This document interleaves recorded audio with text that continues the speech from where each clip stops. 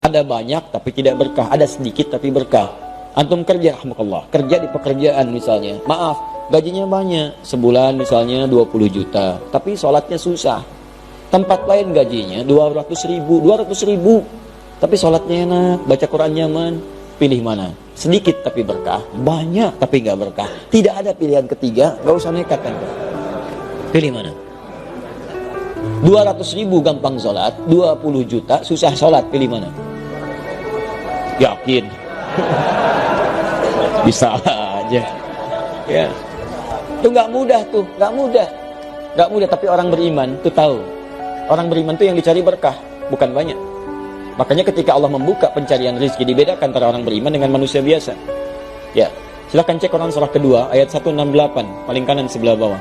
Ketika membuka ayat rezeki, mencari rezeki, itu dibuka dengan nas. Disebutkan 241 kali dalam Al-Quran. Ya ayyuhan nas. Ya disebutkan 360 kali dalam Al-Quran. Ayyuha 150 kali. Nas disebutkan 241 kali dalam Al-Quran. Ya ayyuhan nasu, hei manusia, di mana aja kalian, mau jauh mau dekat, saya tegaskan pada kalian ya. Ya, kulu mimma fil ardi halalan thayyibah. Kalau kamu ingin dapatkan makanan, ingin mapan hidup, maka bekerja, silahkan cari kerja. Jangkau sebagian tempat di bumi yang bisa dijangkau. Tapi caranya halal dan thayyib. Halal, ikuti regulasi dengan benar.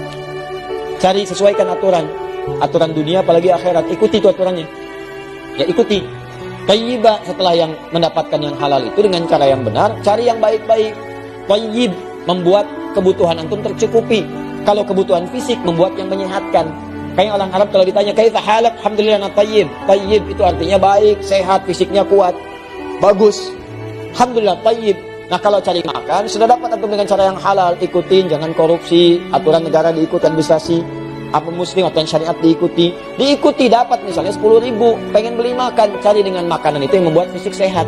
Jadi nggak semua yang diinginkan pengen dibeli. Itu prinsipnya dalam Quran. Minum, apa fungsi minum? Menghilangkan haus. Kalau bikin hausnya hilang, itu minuman yang bagus. Gak semua minuman itu harus diminum. Udah tahu bikin mabuk, diminum juga. Apa nih? Bir. Enak gak? Lumayan tuh. Lumayan katanya kan? Lumayan kelihatannya. Bermanfaat nggak? Enggak. Sudah tahu nggak bermanfaat? Nggak usah dikonsumsi. Itu nggak sehat. Tinggalin. Jauhi. Ini bukan bir. Ini vodka. Sama aja. Ini bukan vodka. Ini champagne. Udah sama aja. Buang. Nggak ada manfaatnya. Yang manfaat itu ambil. Ciri-ciri yang tidak berkah itu adalah kadang-kadang semua pengen dikoleksi. Ya, padahal belum tentu butuh. Ya, mohon maaf. Variasi itu boleh. Tapi berlebihan itu yang tidak boleh. Aduh, mah minum dong. Apa pak? Sayang, jus. Jus apa? Buah naga. Oh ya udah. Buah naga yang di mana? Yang di Cina. Oh, pengen ke Cina beli buah naga aja. Balik, bikin capek. Makanan mau makan, mah nasi goreng dong. Ya, tinggal di Lampung. Iya pak, depan ntar persenjangan depan Kebon Sirih. Kebon Sirih ke Jakarta, masya Allah, terbang dulu ke sana. Berangkat dulu malam-malam mengejar Kebon Sirih, nyampe sana tutup. Yaudah. Nafsu tuh namanya. Ya, nah orang beriman beda, yang dicari keberkahan. Makanya ketika menyebutkan pencarian rezeki orang beriman, ini menarik, kalimat halalnya dibuang, thayyibnya kemudian digandakan. Buka Quran surah kedua ayat 172 paling kiri sebelah atas. Ya ayyuhalladzina amanu. Ya ayyuhalladzina amanu. Hai semua orang beriman, pakai alladzina disebutkan 1080 kali dalam Al-Quran. Semuanya tanpa kecuali.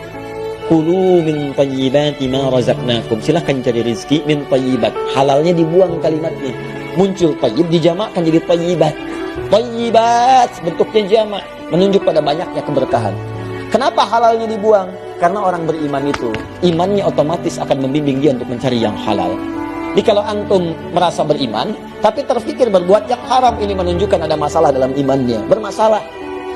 La yasriqul mu'min indama yasriq fahuwa mu'min. Orang beriman itu gak akan mencuri. Saat mencuri ada iman dalam dirinya. Ini menandakan iman tidak akan mendorong perbuatan maksiat. Paham? Kalau antum mencari rezeki begini, kepikir yang halal, yang berkah, gak apa-apa sedikit yang penting berkah, maka Allah akan lipat gandakan berkahnya. Dilipat gandakan. Min thayyibati, kami banyakin tuh manfaatnya. Berkah itu banyak manfaat.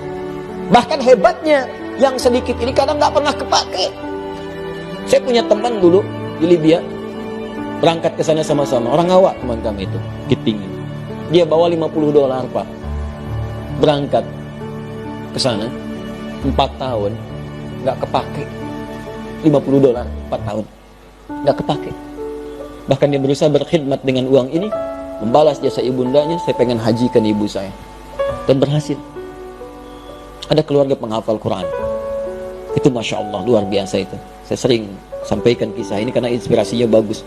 Ini Pak, istrinya penghafal Quran. Nyata ini. Punya sanad. Suaminya demikian. Anaknya juga hafal Quran. Suaminya kerja mungkin di tempat yang menurut sebagian orang kecil lah. Buruh kuli. Hebat tuh. Istrinya sedang ke sawah, bawa suluh. Nyambut suami macam-macam. Tapi Allahu Akbar, setiap datang tamu ke rumahnya, itu sajian luar biasa lengkap. Ikannya, buahnya, macam-macam. Dan dengan bahagianya dia katakan, Alhamdulillah ya, Allah kasih Abi luar biasa. Setiap pulang bawa uang banyak, 500.000. Banyak. Rasanya begitu. Dan setiap ada buah, dia dapat buah. Tetangga bawa buah. Waktu makan, tetangga kirim makanan. 500.000 awet Pak. Ada keberkahan di dalamnya. Antum yang mau dicari apa? Itu kan semua titipan. Tinggal bagaimana digunakan. Yang saya sayangkan kadang-kadang, kita tidak mengeluarkan petunjuk Quran dalam kehidupan. Harta itu titipan untuk mendapatkan surga.